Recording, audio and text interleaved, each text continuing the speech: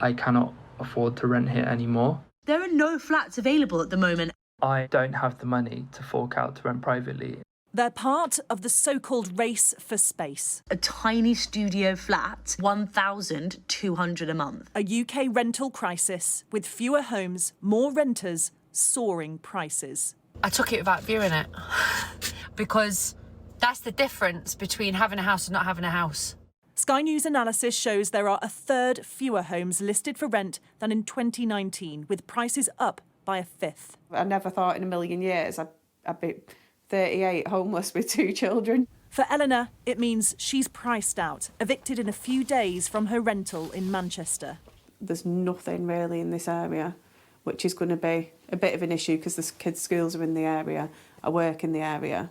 I've been told I could be like the other side of Manchester if I was to go in a B&B, and then obviously that's travelling to get to school. I think it's just the unknown of like where we're going to be living. Listings are down in all big cities. Manchester's one of 10 where they've fallen by 40% or more. Bradford is worst, listings down 52% and rental inquiries up 6-fold. Why Bradford? Well, here, landlords trapped in negative equity after the last housing crash are only just emerging. It's kind of got to a point where they've all gone perfect. Prices have gone up. I've got all these issues with my tenants. I just want to get rid of my properties now. And those landlords who are not in it as business and doing it solely, we call them A&E landlords, who've done it because they had to do.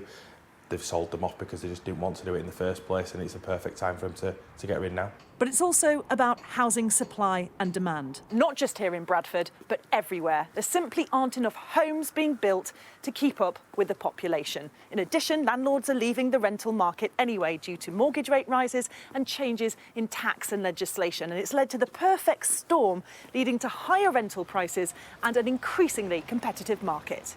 Bristol is typical. Listings down by a fifth, inquiries double. Nationally, they're 4 times higher. Yeah, we'll need to take it forward to the landlord and then he'll make the decision. Bidding wars are the norm. Bit demoralising?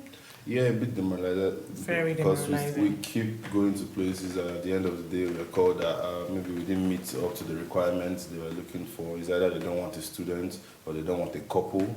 Yeah, they don't want exactly. those different reasons. The Prime Minister's signalled a move away from national house building targets in favour of local reform, acknowledging supply issues now stretching to rural areas. Increased transport costs, or they share with people they don't know, or they end up sofa surfing.